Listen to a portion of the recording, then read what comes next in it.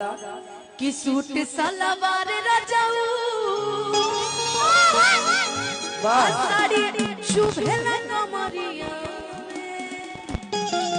अब जाइए कविता दीदी, आप भी आ जाइए, आप भी आ जाइए, आप भी आए कविता भाभी।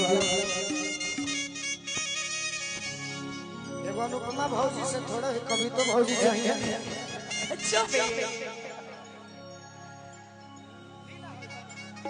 किंग में कसी पहिर दिन में एक गोरिया किया लगाई भूखा। बोलो बाबू एक करे जामुन गड़बड़ोई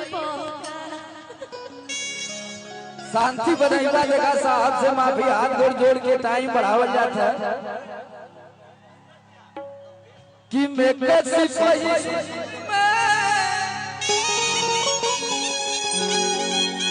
अगरिया किया लगाई भूखा। अब एक करे जामुन गड़बड़ाई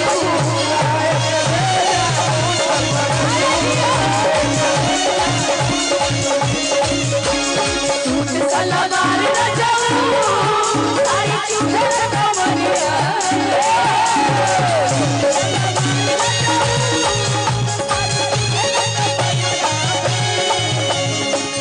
सलवार रजाऊ साड़ी शुभेला कमरिया।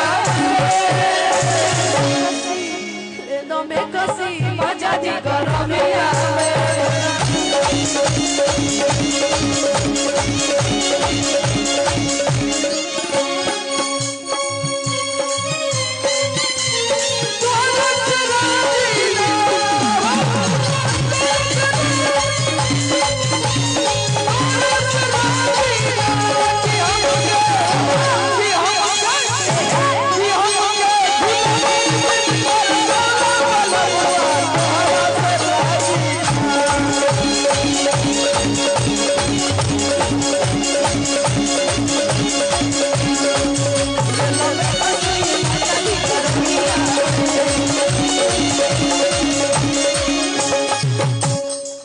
का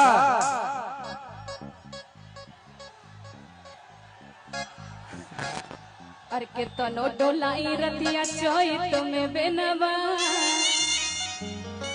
अरे गेला भीतर भीतर तेरे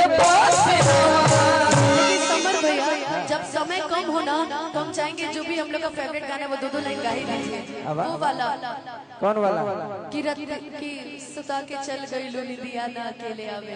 अच्छा कि तू मिला फटुआ रतिया में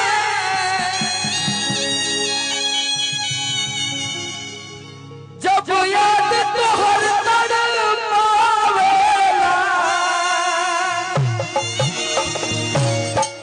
अब कोरवा में सुता के चल गई लो। हाँ सही है, क्या बोलूं भैया, एक कोरवा में सुता के चल गई लो निदिया ना अकेले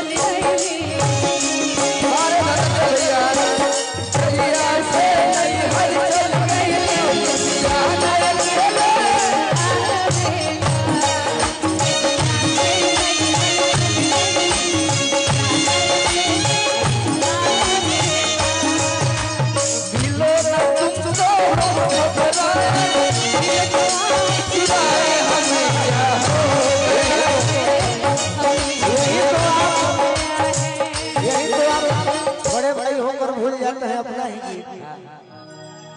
अरे नई हर से जब ससुरा गइलू ओए बजे पिया बुतैलू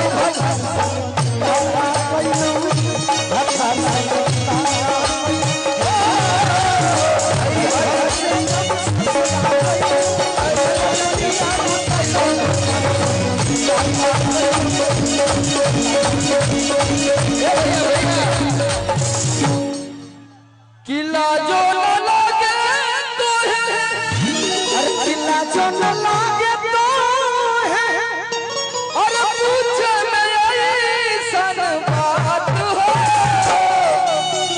अरे पूछे में ऐसन बात हो।